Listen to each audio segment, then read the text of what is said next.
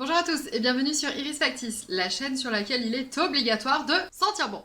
Aujourd'hui, je réponds avec grand plaisir à un tag qui a été filmé par Delphine il y a quelques jours, donc Delphine de la chaîne Parfum, je vous mettrai le lien vers sa chaîne en barre d'infos. Je te remercie de m'avoir tagué Delphine, autant il y a des tags pour lesquels je suis pas très inspirée, autant celui-ci, en t'écoutant, j'ai tout de suite eu envie de le faire et je te fais plein de gros bisous. Il s'agit du tag Je n'ai jamais, mais en version parfum, donc les parfums que je n'ai jamais, etc. Donc il y a une dizaine de questions, je pense que ça va être assez rapide, mais comme vous le savez, il y a toujours un petit peu de blabla avec Iris Factice, donc posez-vous tranquillement et on va passer un petit moment parfumé ensemble. Alors première question, un parfum que tu n'achèteras jamais parce que tu ne peux pas le supporter. C'est Black Opium en fait, voilà, le parfum qui me vient en tête tout de suite c'est Black Opium, il faisait partie des lancements qu'il y avait eu quand je travaillais en parfumerie et je me suis dit ouais, un nouveau Saint Laurent, cool, en plus le flacon est très beau, hein, c'est la reprise du flacon Opium, donc ma foi c'était très prometteur, et nous avions été parfumés de gré ou de force, donc sur nos blouses de conseillères, et je me souviens que, bon, de toute façon en un éclair j'ai su que c'était pas trop mon trip, mais en plus, le petit coquin, c'est qu'il a tenu des jours et des jours et des jours, c'est qu'il a tenu de lavage, oui oui oui oui oui, donc c'est à dire que j'ai rouvert la machine après avoir lavé ma blouse et ça sentait encore le Black Opium. Donc alors moi c'est pas du tout mon genre d'odeur, le Black Opium, je me demande même pourquoi ce parfum a été inventé à part pour couvrir les odeurs de transpiration, et oui excusez-moi je suis... On est comme ça sur Iris Factice, on est un petit peu cash. Et alors s'il y a bien eu une bonne nouvelle très récemment, c'est le lancement de Libre d'Yves Saint Laurent, que je trouve très sympa, que je trouve, écoutez, ma foi, tout à fait portable par à peu près tout le monde. Et vraiment, mais merci Saint Laurent d'avoir enfin balayé la mode de Black Opium grâce à Libre. Question suivante, un parfum que tu n'as jamais eu et que tu adores. Donc le premier qui me vient en tête c'est le Souffle de Soie de la collection privée Christian Dior. Je l'adore. À chaque fois que je passe devant le stand Dior au printemps, je me fais le plaisir d'une petite pulvérisation du Souffle de Soie, donc soit sur une touche, soit sur mon poignet. Je pense que je vais pas tarder à craquer vraisemblablement à l'automne, mais qu'est-ce que je l'aime, franchement si vous ne le connaissez pas, je sais il y en a plein d'autres qui sont très connus dans cette collection, mais découvrez le Souffle de Soie, c'est un très très beau chypré avec une envolée et même un cœur d'orange, je le trouve très particulier et hyper élégant, c'est le genre de parfum qui n'est pas vu, c'est pas vu et revu, à découvrir je pense et à acquérir pour moi. Question suivante, un parfum que j'aurai toujours dans ma collection et que je rachèterai encore et encore. Pareil, encore une fois, sans hésiter, c'est le 5 de Chanel en version eau première. Je vais pas dire s'il ne devait en rester qu'un, mais quasi, tellement celui-ci il est juste parfait tout le temps. Tout le temps, tout le temps, tout le temps. Il peut convenir dans une situation où il faut être très élégant, très classe, il peut convenir pour tous les jours, il peut convenir pour sortir aussi, parce que le numéro 5, on le sait, il a toujours quelque chose de très, comment expliquer, de très classique, mais de très sexy en même temps. Voilà, sa réputation n'est plus à faire, et je trouve que la version aux premières est vraiment très, très bien rajeunie, très bien... modernisée, voilà, désolée j'ai dit 2 fois la même chose, mais pour moi ce serait vraiment celui-ci. Il y en a d'autres, mais il a fallu faire un choix. Question suivante, un parfum que je ne trouve jamais à la vente. Alors je vais vous parler d'un de mes parfums d'adolescence. À chaque fois qu'on passait devant chez Monoprix avec mes copines, on allait bien évidemment flâner, regarder le maquillage, etc. Enfin, vous savez, des trucs d'ado. Et il y avait un parfum en particulier qu'on adorait, c'était un parfum bourgeois. J'étais pas très au jeune, mais chez Bourgeois, il y avait un petit, vous savez, une petite eau parfumée qui s'appelait Urban Girl et que je n'ai jamais retrouvé. Donc, il y en avait une deuxième qui s'appelait Cosmic Girl, qui existe encore et qu'on peut retrouver en grande surface, je ne sais pas, mais sur le net c'est sûr. Et je vous en parle parce que j'avais voulu un petit peu regrouper voilà, les parfums que j'ai portés quand j'étais très jeune, etc. pour vous en faire une vidéo. Et en fait sur Urban Girl, je ne le trouve nulle part. Donc il restera un souvenir, voilà. Donc si jamais vous le trouvez, prévenez-moi, mais j'ai pas mal fouillé et je crois que c'est foutu. Un parfum dont tu n'as jamais eu connaissance de l'existence Alors, comme Delphine, j'ai pas trop su comment répondre à cette question, donc je vais lâchement donner une réponse assez, dans le sens de la sienne. Une maison de parfum que je ne connaissais pas du tout il y a quelques temps, mais que j'ai découvert avec grand plaisir via un partenariat, c'est la maison Divine. Donc je vous ai fait une vidéo complète à son sujet il y a quelques mois maintenant. C'est une maison française, bretonne plus précisément, qui a quelques boutiques en France, mais notamment à l'étranger aussi, donc à l'international. En francophonie, je crois qu'il n'y a qu'en France qu'on en trouve. C'est une maison très authentique sur laquelle j'ai flashé. Il y en a pour tous les goûts. Il y a des jus qui vont être très classiques, il y a des jus qui vont être beaucoup plus modernes. Et je trouve l'écriture du créateur Yvon Mouchel très émouvante. Il a une façon de présenter ses produits super sympa. Enfin, allez voir ma vidéo où j'en parle de façon bien évidemment plus complète.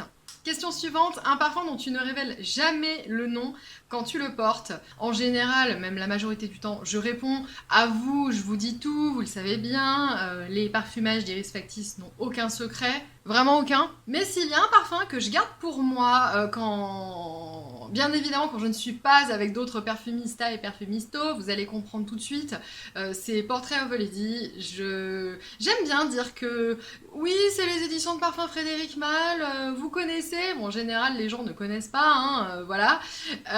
Et j'aime bien garder un petit peu le mystère autour de ce parfum que j'aime particulièrement, et bien évidemment vous allez me dire mais Clotilde tu n'as aucune originalité, enfin je veux dire quand même, c'est quand même un parfum qui est super célèbre quand on s'y intéresse et qu'on a la passion du parfum. Oui, mais vous le savez, les passionnés de parfum, nous sommes quand même très minoritaires, et donc, bien écoutez, ça permet de laisser planer un petit peu de mystère. Alors j'entends beaucoup de collègues youtubeurs et youtubeuses parfums dire qu'on les arrête dans la rue pour leur demander quel est leur parfum. Écoutez, moi ça m'arrive assez rarement, c'est plutôt un petit comité avec des amis qu'on me dit ah, tiens tu sens bon, etc. Et encore, c'est...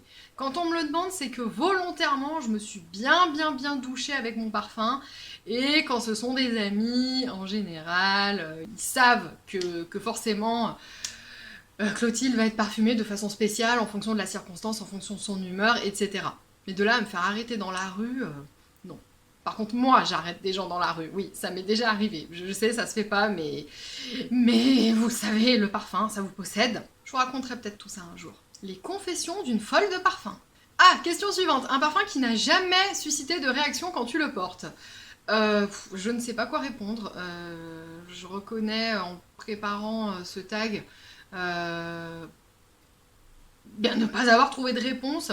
Ah, par contre, comme je vous le dis, on m'arrête pas à chaque fois dans la rue, ou c'est pas à chaque soirée qu'on me demande ce que je porte. Donc il arrive quand même assez fréquemment qu'on ne me pose pas du tout de questions, qu'on ne me dise pas spécialement oh Clotilde tu sens bon. Et je le prends pas mal. De toute façon, vous le savez, moi, mon style de parfum, c'est... Alors, j'aime beaucoup les plusieurs parfums très opulents, très séduisants, etc. Mais j'aime aussi beaucoup les parfums plus floraux, plus discrets, plus ce qu'on appelle les parfums pour soi. Donc, des parfums qui n'ont pas suscité de réaction, c'est peut-être que j'en avais pas mis assez. Mais il y a encore une autre question plus tard dans ce tag en rapport avec justement... susciter la réaction du public, etc. Donc, question suivante, un parfum que tu n'oublieras jamais porté par ta maman ou ton papa. Alors, il faut savoir que mon papa... mon papa est un très bel homme, mais mon papa est l'homme le moins coquet du monde. Donc, alors lui, les parfums, c'est juste pas possible. Faut pas lui en parler parce que ce n'est pas un homme à cosmétique, clairement pas. Par contre, ma maman, elle est très coquette et elle me l'a transmis, voilà, telle mère, telle fille. Et le parfum que je n'oublierai jamais, je vous en parle souvent, c'est Shalimar de Guerlain que je connais et que je reconnais parce que ma maman, eh bien, l'a beaucoup porté, notamment quand j'étais petite, donc la mémoire olfactive, c'est comme toute forme d'éducation, hein, ça se construit particulièrement bien quand on est jeune, et c'est pour ça aujourd'hui que je suis une fervente guerlinophile, que je suis passionnée par la maison Guerlain. Je vous ai tourné des vidéos assez complètes d'ailleurs au sujet de cette maison. Et je reconnais que si j'adore Shalimar, je ne le porterai jamais, comme le portait, oui, comme le porte encore ma maman. Un parfum que je n'oublierai jamais parce que mon bébé ou mon enfant le porte. Alors bien des enfants je n'en ai pas ou pas encore.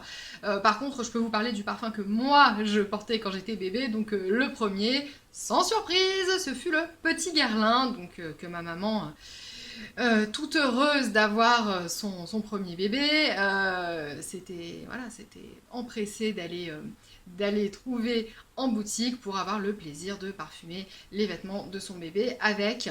Et encore une fois, ça a forcément contribué à mon amour invétéré pour la maison Guerlain.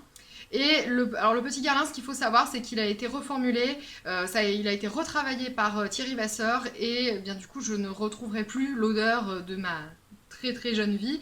Il a été décliné en 2 couleurs d'ailleurs, mais en fait c'est exactement le même jus. Par contre, pour être honnête, des souvenirs que j'ai, la nouvelle version est moins belle que l'ancienne, donc dommage.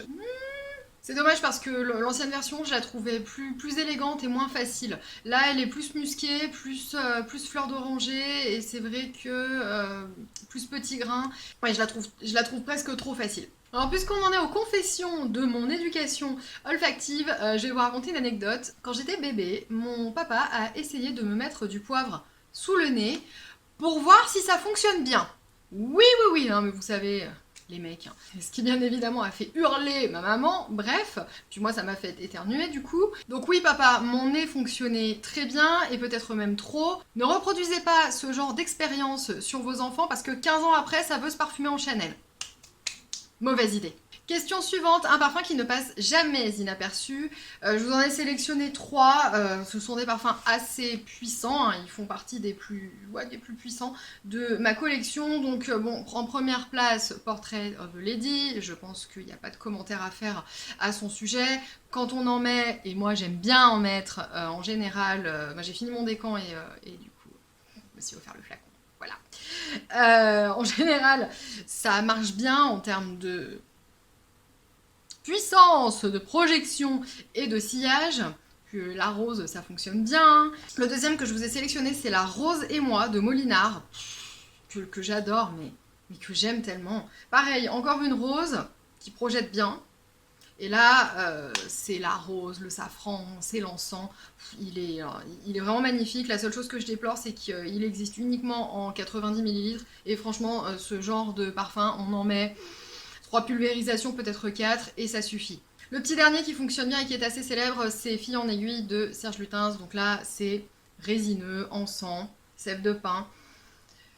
Pareil, celui-ci, valeur sûre. Hein. En même temps, chez Lutens en général, on vous remarque, c'est certain. Donc voilà pour les 3 parfums qui ne passent jamais inaperçus et que je porte d'ailleurs quand je n'ai pas envie de passer inaperçu.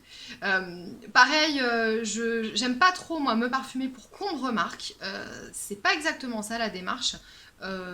C'est pas grave du tout si on ne remarque pas que je suis parfumée, même si c'est des flacons à 200 balles et que parfois on se dit j'aimerais bien qu'on voit, enfin qu'on sente. Vous en pensez quoi, vous êtes team je veux être remarqué ou team je m'en fiche un peu, ça me fait plaisir d'être remarqué, mais voilà, c'est pas le but premier. Dites-le moi dans les commentaires, ça m'intéresse. Et enfin la dernière question de ce tag, un parfum que tu n'achèteras jamais à cause de sa mauvaise tenue. Alors c'est très dur à admettre, ce sont les Hermescence de chez Hermès. Bon, premièrement, il coûte très cher, la tenue est très modérée, mais c'est normal, c'est le travail de Jean-Claude Ellena, c'est comme ça, c'est vraiment fait pour être de vraies aquarelles olfactives, mais bon, voilà. Faut vraiment avoir le flacon dans son sac pour s'en reparfumer régulièrement pendant la journée, sinon ça tient pas quoi.